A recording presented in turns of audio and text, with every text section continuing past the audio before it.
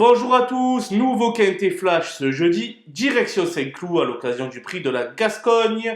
16 galopeurs âgés de 4 ans et plus vont s'affronter dans ce handicap disputé sur la distance de 2000 mètres. Une épreuve vraiment très ouverte où les possibilités sont nombreuses. Il va falloir avoir beaucoup de nez pour dénicher la combinaison gagnante. Et on voit ça tout de suite avec mon analyse.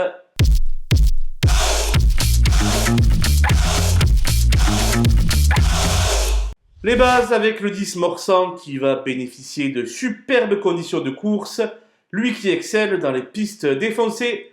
Bon troisième en dernier lieu à Marseille-Borelli, difficile d'aller contre sa candidature. Le 11, Louman n'a jamais été aussi fort qu'à l'heure actuelle.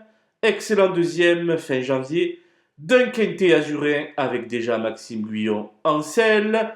Il va tenter d'obtenir un classement identique.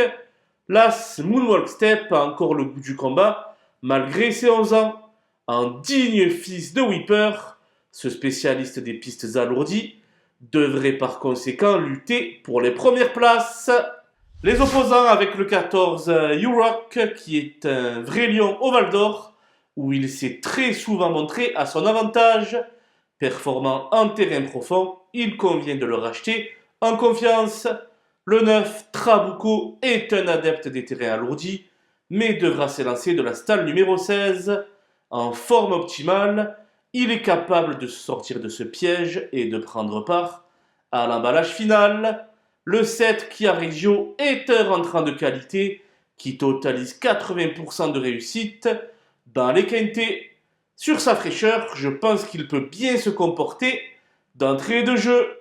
Le 5, Carver, devra désormais repousser ses limites, lui qui est pénalisé de 8 livres suite à son succès marseillais. Mais ce vrai nageur aura donc son terrain et je pense qu'il peut y parvenir. Mon coup de poker sera le numéro 13, El Magnifico, désormais en valeur 33, lui qui a déjà évolué beaucoup plus haut par le passé. L'état du terrain ne le dérangera pas et s'il n'a plus la marge d'autrefois, je le pense à même de refaire surface. Les outsiders avec le 3 Nicoletto qui se montre souvent très performant à Saint-Cloud. Son mentor lui remet une paire d'œillères, ce qui lui a déjà réussi par le passé. La méfiance sera donc de mise. Le 15 Ridwan n'est pas un modèle de régularité, mais il se plaît dans des terrains pénibles. Une surprise de sa part n'est pas à exclure.